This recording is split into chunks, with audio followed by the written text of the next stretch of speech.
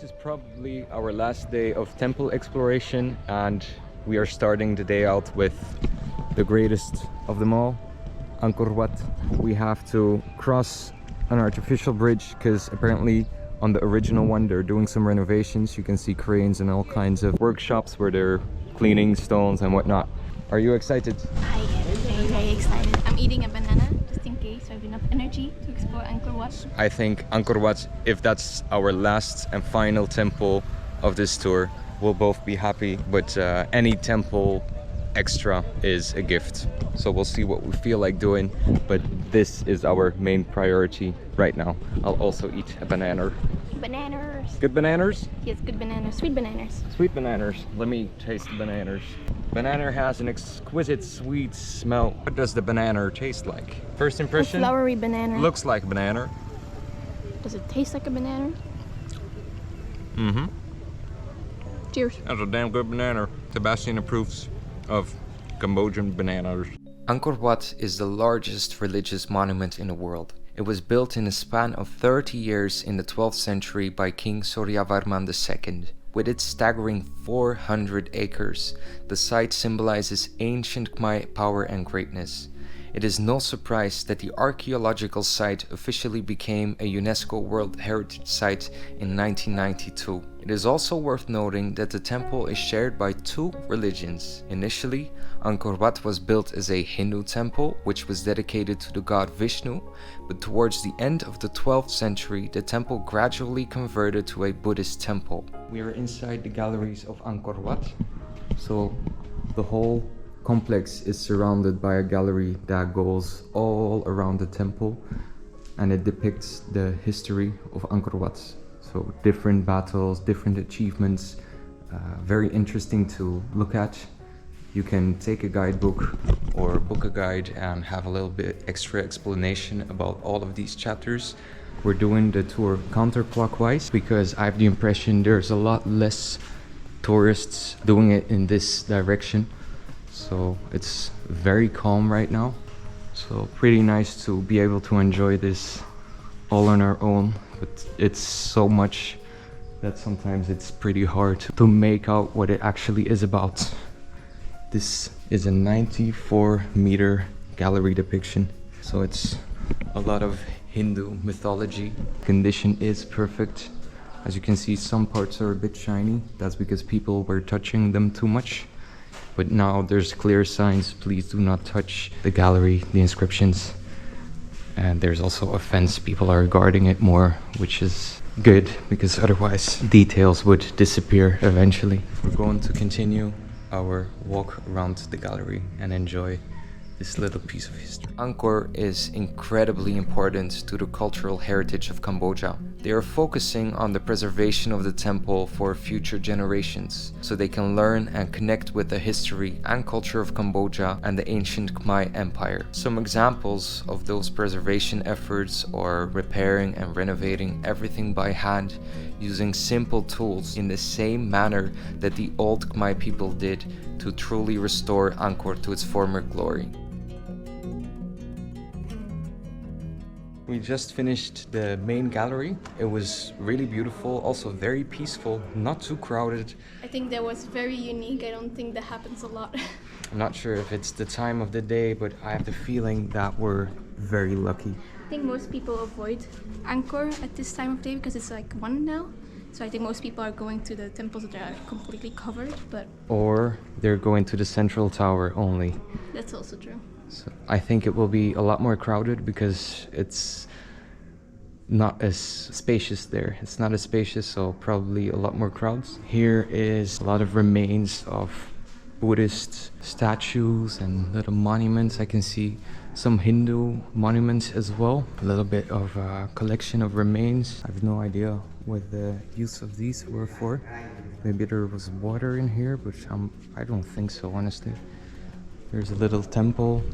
They're having a ceremony, so let's not disturb them too much. This is one of the libraries, if I'm not wrong. The amazing smell of incense instantly gives me a feeling of home and belonging. Some renovation going on. All in all, very peaceful. There's a nice breeze in this area. I'm enjoying this breeze a lot now. Right there in front of us is the main entrance. So this is basically, if you walk straight, this is the central entrance. So that's where we're going right now.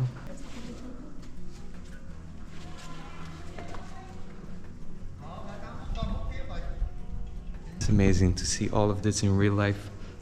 I've been watching so many documentaries about this for a couple years now, and you would think I was an expert telling you everything about it, but it's almost impossible.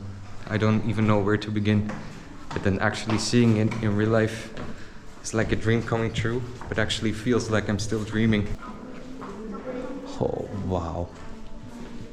Let me go and check it out. Thank you. My God.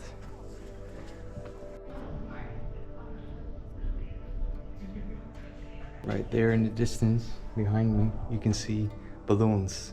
I think it must be an amazing experience to see the site of Angkor Wat from above. Only that way you can see how big it actually is. Because walking around here you get an image, but seeing something from above gives you an even greater idea. Because this is only the temple itself, but the whole area that is now surrounded by woods and forestry is even bigger, and it's completely surrounded by the moat and then the walls also. But that's something you cannot see from here properly, so quite sure it's pretty expensive, but for those who can afford it, it must be an amazing experience. Here are some staircases. They are pretty steep and there's no hand grips anywhere, so you really got to be careful in order not to drop and break your neck. Here I am, just relaxing a bit. Perfect place for meditation. The jungle surrounding me. There is Zara. She's also relaxing on her own a bit. I'm sitting on a rock at the edge of a very steep staircase. There's the entrance, and I'm just cooling down a bit. Opened my shirt for some nice breeze because it's pretty hot right now, and just relaxing, emptying my mind basically. Trying to enjoy my surroundings.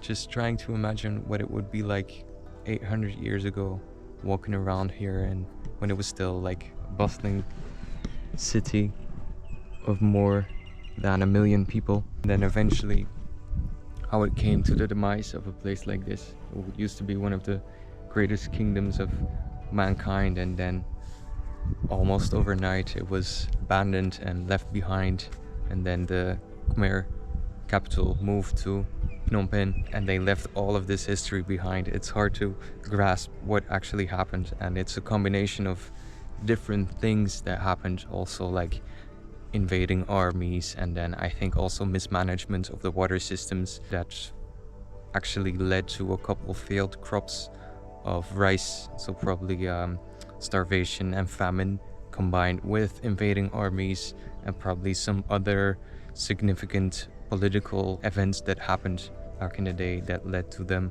moving the capital, but then also leaving all of this history behind. It's like, it's insane. I cannot imagine.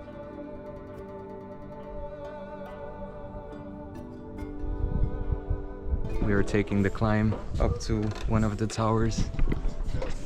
It's a pretty steep staircase. Here you have to really make sure that you're covered completely out of respect.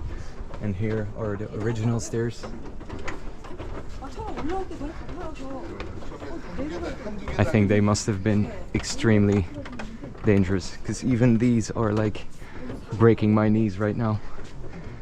But it is well worth it. It's quite intense, right? So here we are inside.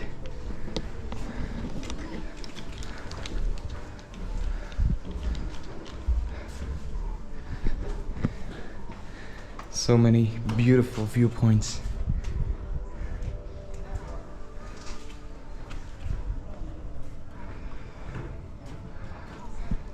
It's very short, the stairs, but very intense. It's a lot of altitude in a very short time. We were down there and now we're up here in the towers. Unfortunately, a lot of stupid people messing it up with graffiti. I hope they get imprisoned for life for doing something like that. Right here, I found some graffiti dating back from 1868. So they've been doing it for a long time. And as we proceed, there is a shrine. It's very dark. There's some ancient Buddhist statues.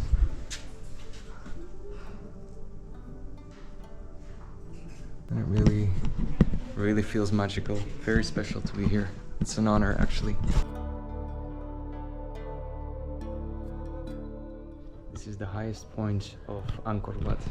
Behind me you can see the Bakan, which is the central tower, and there used to be 4 different entrances. Right now they are Buddhist shrines. Before, the 4 different entrances led to the middle, which was an open space with the god of Vishnu. Right now it is all walled up, and you have 4 points that are shrines dedicated to Buddha. But they did some research into the center, and apparently they found some fragments of probably the shrine, the Hindu temple that was there before. We have finished our visit to Angkor Wat. Behind me you have a wonderful picture-perfect view. I recommend, if you want to take some proper pictures, go to the other side. It's a lot more peaceful and calm here. It's the east side. Is the east side. You can also enter by east, but if you want to have the view from before with a nice walking path, then you better come from the western side. But it's amazing, and I'm in awe to admire it from this side as well. Here behind us is a place where you can walk around the area, and I also see a small temple there, so that's what we're checking out next. Cooling down because it's really hot right now. Walking through the forest and checking out what little other monuments and infrastructure we can find here. Definitely recommend admiring the other side as well.